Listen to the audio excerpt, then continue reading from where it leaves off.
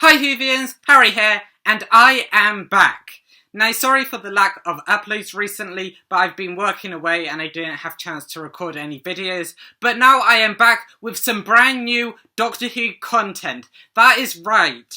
There is some new Doctor Who content because Doctor Who Redacted has returned for its second series. And this is just amazing because we haven't had really any new Doctor Who episodes or Doctor Who spin-off episodes since Power of the Doctor, which was basically 1 year ago. Yes, that is right, we hadn't had any new Doctor Who episodes or spin-offs since a year. And that is a long time, but now I am so happy because Doctor Who Redacted is now back, and this video is going to be breaking down all the hidden details that you may not have heard when you first listened to it. But before we get into that, don't forget to subscribe, also leave a like and comment down below, and let's get into the video. So, if you need a little recap on what Doctor Who Redacted is, Series 1 followed these three friends, Abby, Shawna and Cleo, when they were doing a podcast on the Blue Box, which was, of course, the TARDIS, and how it kept turning up in disaster areas where something disastrous was going to happen, and the aftermath of what happened when that Blue Box turned up. And it basically went on, and Abby, Shawna and Cleo helped the Doctor stop this redacted virus, which was basically taking everyone that knew the Doctor out of existence, and it was just a crazy plot, but mainly Cleo, but also Abby and Shawna, helped the 13th Doctor get rid of this redacted virus, and everyone came back into existence, and, well, basically, they saved the day. But this series is something different. They're not dealing with the same redacted virus, but it's still just as amazing. And if you haven't listened to Doctor Who Redacted Series 1, I recommend that you go and listen to it because it is just amazing. But without any further ado, let's get into this series with the first episode, Regrets. So, this episode starts with Abby, Shawna and Cleo continuing their Blue Box Files podcast. Of course, as I just mentioned, that was the main reason that they were still together, because they were doing this podcast in Series 1, and it's continuing in Series 2, being the driving force. And in this episode, they are questioning a Mr. Dexy about meat that he's selling having alien origin. And this is a reference possibly to the Torchwood episode Meat, which had a similar plot where these brothers had a gang and they were selling alien meat. So that's just a really cool parallel to another spin-off. And then it is actually revealed that this clip is at an award ceremony that is hosted by Rani Chandra, played by Anjeek Mohindra. Hopefully I pronounced that correctly. And of course, Rani is from the Sarah Jane Adventures, another spin-off, and she actually appeared in the last series of Doctor Who Redacted Series 1 in the episodes SOS, Hysteria and Lost, which were actually the first 3 episodes of Doctor Who Redacted Series 1. And she actually helped Abby, Shawna and Cleo kind of pushing them in the right way to find out what was going on about this redacted virus and how they could get in contact with the Doctor for them to save the day. So it is cool that we get a returning character from a previous spin-off, and that also appeared in the first series of this spin-off. It just gives a good amount of consistency between last series and this series, and also goes to show that it's in the same world of Doctor Who. So it is great to see Rani return, and we actually get a mention that she has her own podcast called Rani Takes on the World, and this was actually first revealed in the audio Here Today, that was basically going on centred around Rani, and it's just good to have that consistency that she has her own spin-off, which would explain why she is the host of this kind of award ceremony. And Abby introduces what the Blue Box Files podcast is because she's kind of the fanatic of the Doctor and of the Blue Box, so she has the most heart in it, maybe even more than Cleo, even though Cleo remembers the Doctor, and Abby and Shawna don't, but I will get to that a bit later.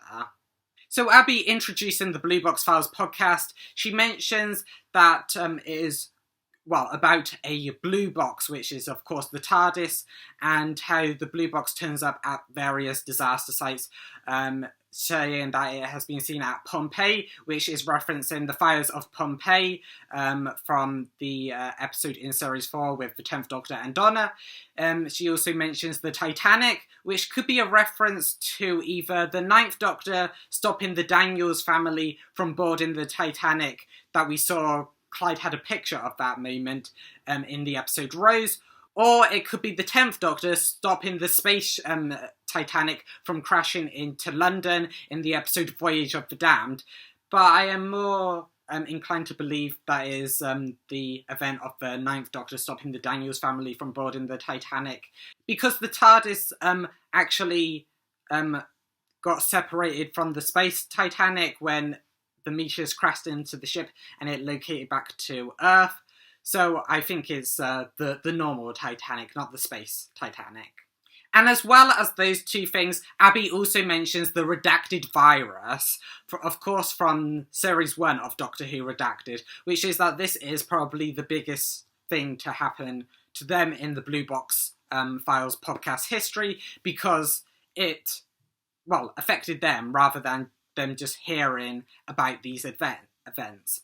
And it seems that the redacted virus has succeeded in erasing the Doctor from some people's memories, as Abby and Shawna can't even remember the Doctor, even though they met her, which we saw in the final episode of Doctor Who Redacted Series 1, Salvation. So it seems that the redacted virus did succeed in some of what it really was designed to do, because some people can't remember the Doctor, like Abby and Shawna. And then Rani asks, what is next for the future of the Blue Box Files podcast? So Shawna mentions that her and Abby are looking into Torchwood. Now, Torchwood is the organisation that goes into tracking down extraterrestrials and seeing whether they're good or bad, taking their equipment, if they're bad, using it for the future of the human race, and also, as I said, if they're bad, dealing with them.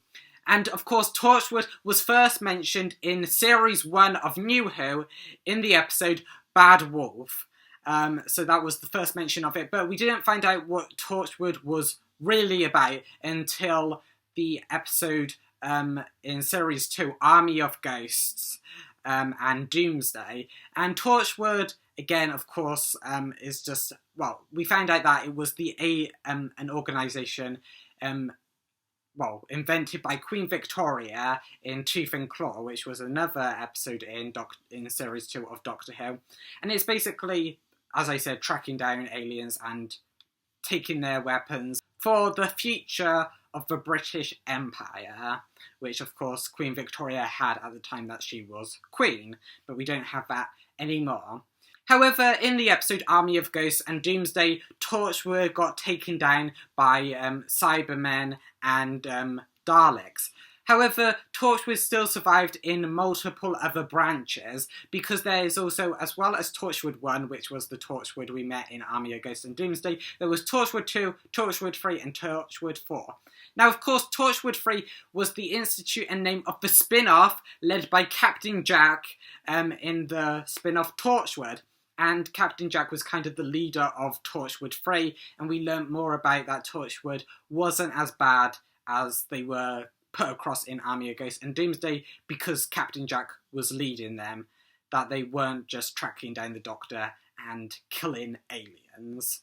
However, Cleo isn't as happy to be talking about the future and Torchwood, as she jumps in and starts talking about the blue box, of course being the TARDIS, saying that she thinks there's a person inside the blue box and that it is a guardian angel, which echoes her lines that closed out Doctor Who Redacted Series 1. And Cleo mentions the Doctor by name.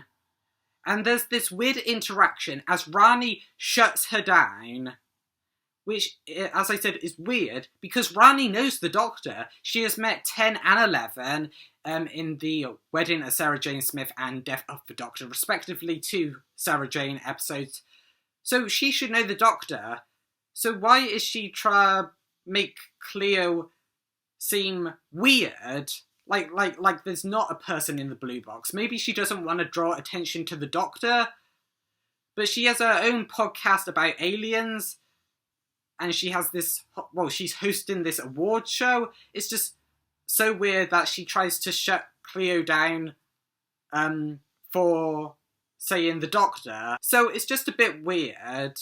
However, Cleo does move past this and says that she is working on her own case about giant rats, which Rani also shuts down. And it's just, I feel so bad for Cleo because with her being shut down, it also shows in this award show that Abby and Shawna's relationship has got closer. Of course, they got together in the final episode of Doctor Who Redacted Series 1, the episode Salvation.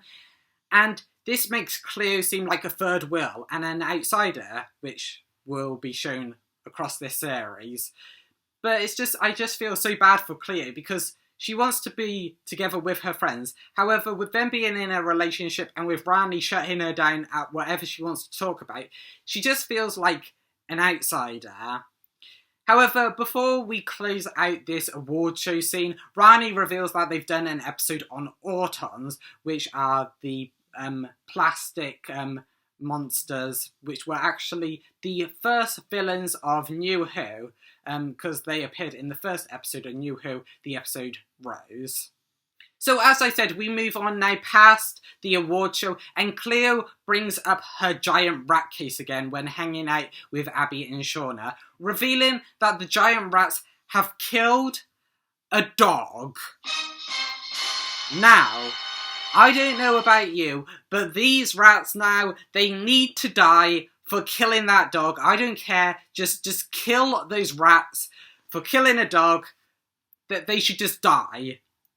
But that little rant aside, Cleo is bringing up her case about giant rats, and Abby and Shawna don't seem to believe her and trust her. They are more focused on Torchwood, which of course is actually a big deal in the Doctor Who universe, as we know it is. Hopefully we might get a Torchwood spin-off again later in RTD2 era, but I am moving on past myself. Of course, Torchwood is a big deal, so it explains why Abby and Shawna think they need to look into that more than the giant rat case that Cleo wants to look into. However, eventually, Abby, Shawna and Cleo split up, with Cleo heading back to her flat, and it is revealed that Cleo actually has a line to the Doctor that the 13th Doctor gave to her in the event that something serious like the redacted virus happens again. And when she enters her flat, she reveals that her brother Jordan and Floater are in Bali. They have both gone now just to, I don't know, have a rest or something from the events of Series 1. Of course, Floater is the alien fetus in a jar from Doctor Who Redacted Series 1 in the episodes Rescue and Salvation, the last 2 episodes of Doctor Who Redacted Series 1. And it was basically a psychic alien that, well, it was quite powerful, and that's why it knew about this psychic virus and was able to help Abby, Shawna, Cleo, and the 13th Doctor in basically getting rid of this psychic virus. And through this phone call, it's also revealed that Cleo just asked the Doctor about their everyday life, even asking if they've ever met Shakespeare, which of course is referencing the 10th Doctor and Martha meeting Shakespeare in the episode The Shakespeare Code. And Cleo even asks if Shakespeare had a mullet, with the actor who played Shakespeare, Dean Lennox Kelly, actually having a kind of mullet hairstyle in that episode. So that's just fun and cool. Again, more continuity. Doctor Who Redacted is really good with continuity, so it's good that they're keeping it up in Series 2 as well. And Cleo also mentions the giant rats on this call, which sets up Apex's appearance at the start of the next episode.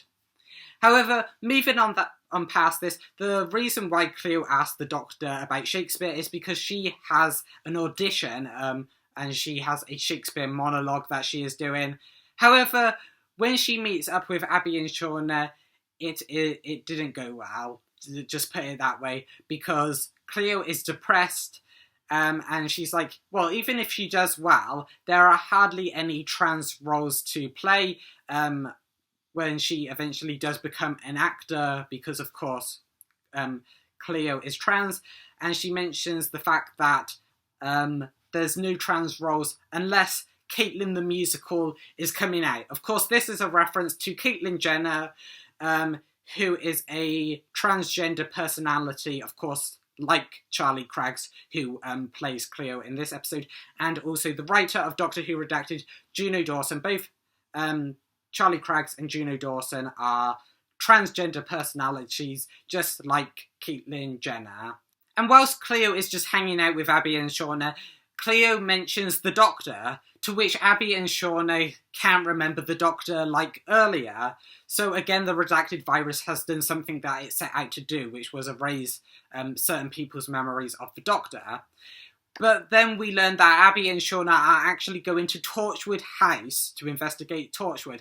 Now, Torchwood House is the house from the episode Tooth and Claw, and they even reference the events that happened in that episode, like how Queen Victoria visited the Torchwood House once. Of course, again, referencing the events of the episode Tooth and Claw. And when Abby and Shawna are on their way to Torchwood House, Shawna asks Abby if the Torchwood House does weddings, of course referencing their relationship that began in the last episode of Series 1 of Doctor Who Redacted, and also referencing the previous scene where they were hanging out talking to Cleo, who Cleo thought they were on their way to picking out wedding venues. So Shawna asks if Torchwood House do weddings, so they're investigating Torchwood, but also looking at wedding venues as well, which I think it's funny. However, once at Torchwood House, Abby and Shawna encounter Morag, who is the curator of Torchwood House, because it's actually open to the public, and the curator may be a subtle nod to the curator, the role that Tom Baker played in the episode The Day of the Doctor.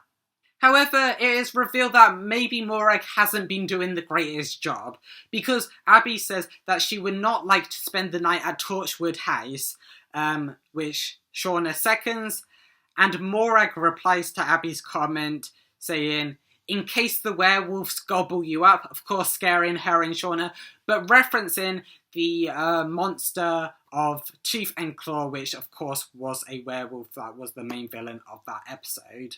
And Abby mentions that before Torchwood House became public back in 2007, it was an archive. However, she doesn't know what it was about. There's no references to what this archive could be about. And Morag tells them to visit a man called Archibald to find out what the archive was, as she can't tell them.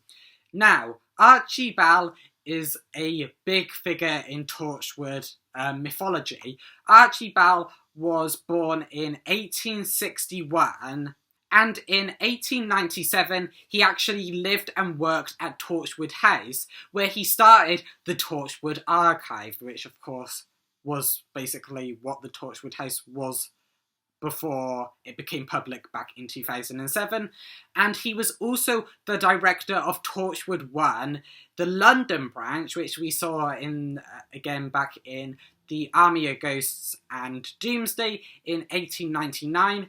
However, that same year, 1899, he was incapacitated when the Life Stealer, an alien, stole his life force and rapidly aged him. Which is just shocking, because he was in his young 20s back in 1899. However, he got his life force stolen from him. Eventually, he recovered, but he never regained his youth.